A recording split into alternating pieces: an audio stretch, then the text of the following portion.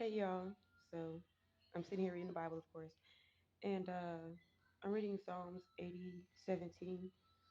It says, "May your hand." I'm reading. I've been reading for a while now, and for some reason this stood out to me, and I wanted to look into it. But I'm gonna read it real quick, okay?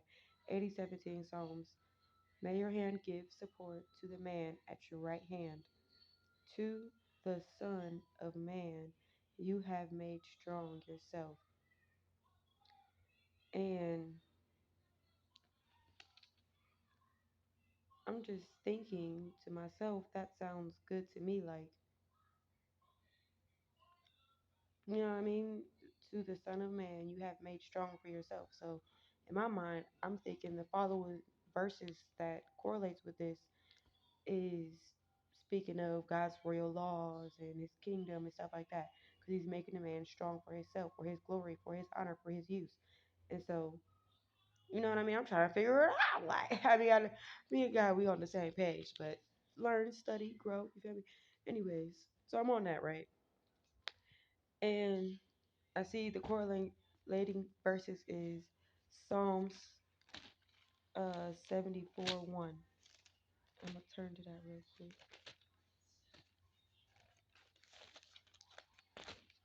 Psalm 74:1 says, "Why, O God, have you rejected us forever? Why does your anger burn against the flock of your pasture?" And then there's Psalms 85:5. You will be furious with us forever. Will you be furious with us forever? Will you prolong your anger to generation after generation? And then Lamentations 3:44, which I think is like, whoa, got real. 3:44 is, "You have blocked approach to yourself with a cloud, so that our prayer may not pass through." And again, I started off reading this thinking I'm getting some instruction or insight, wisdom, whatever. You feel me? That's where I was thinking it was headed until I read the verses and it just went downhill. And I'm like, whoa, how the heck in the world do we go from?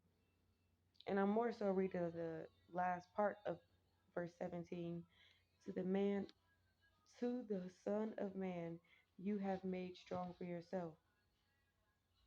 And I'm thinking, oh God, why have you forsaken us? Why have you rejected us? Why are you just a thing for generation after generation?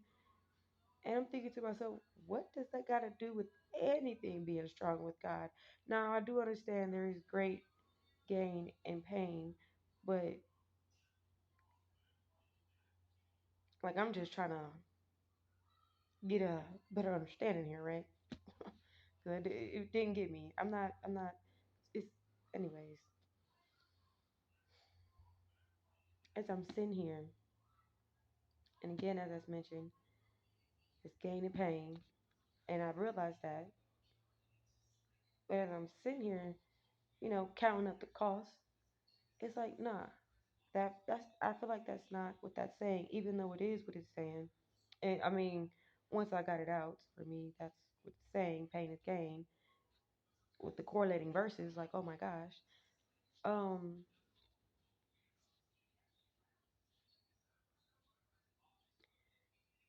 I think it's more so of just a human retrospect, like to God, to the Son of Man, you have made strong for yourself, for God, for yourself. And it's like with us being humans, God's probably raising us up to be a king or a queen. But to us, that looks like being a slave to somebody, being bullied by somebody, being accused by somebody. And so I can understand and relate to that. But God is so much deeper than that, because it's not just about those, it's not even about those moments. It's about God and His glory and how He made us strong in those moments and where He is in our lives and the other person's life. Like, we get the chance to smudge somebody's dirty mirror. Maybe not be able to clean it, but just smudge it a little bit where there's a fraction of a mirror and the light is now beaming on them in their mirror and reflecting back to God, and they don't even know it because they got smudged up.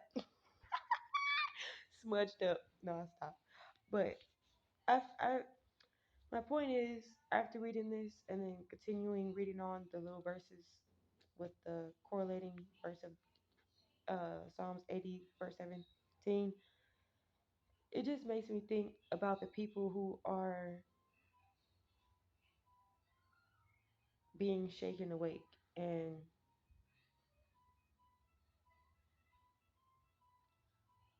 it's crazy because not only do the enemy presume itself as an enemy to them naturally, because that's what he is, but now we dang near look like an enemy to them too, because we are out doing the work in the will of God. And if they're just being shaken up to God and we're coming at them, full throttle, 10 toes down, it isn't too comfortable for them. It isn't pretty peaches and cream for them. Like, we know this. Well, we know this. And we had God doing it. I mean, God's still doing it, but right now he's being very crucial to the point where he needs this nitty gritty work going on. He needs our toes in the great presser, smashing them things. But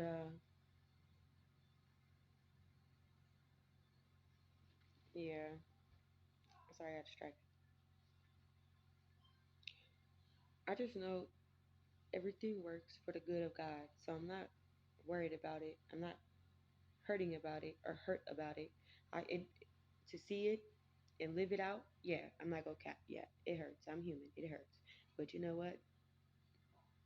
God is greater. And that's what I want to say to my little fellas, brothers and sisters that's about to be coming up head in charge, because I feel like the battle may be the hardest for you guys, even though we went through the battle to learn and grow first to help others after us. It's the aftermath, the harvest that brings in the glory. You feel me? Though I understand I bring in the glory for my Lord, but the gathering is the glory for my God. It ain't even about me gathering them. It ain't even about the people that I gather. It's the glory of my God. Okay? It ain't got. It, I know I say it ain't got nothing to do with me, and I ain't doing this, and I ain't doing that, but I very well see what I'm doing. I very well understand. Maybe not at all times, but I have no need to try to clap it up for myself. I'll clap it up with God in the closet, okay? Because he do it good. He do it justice. I really, God, I I know you love me. But no, I don't know. I just really hope this is helpful for anybody, somebody. Um, you guys have an awesome Wednesday, okay? Love you guys. Bye.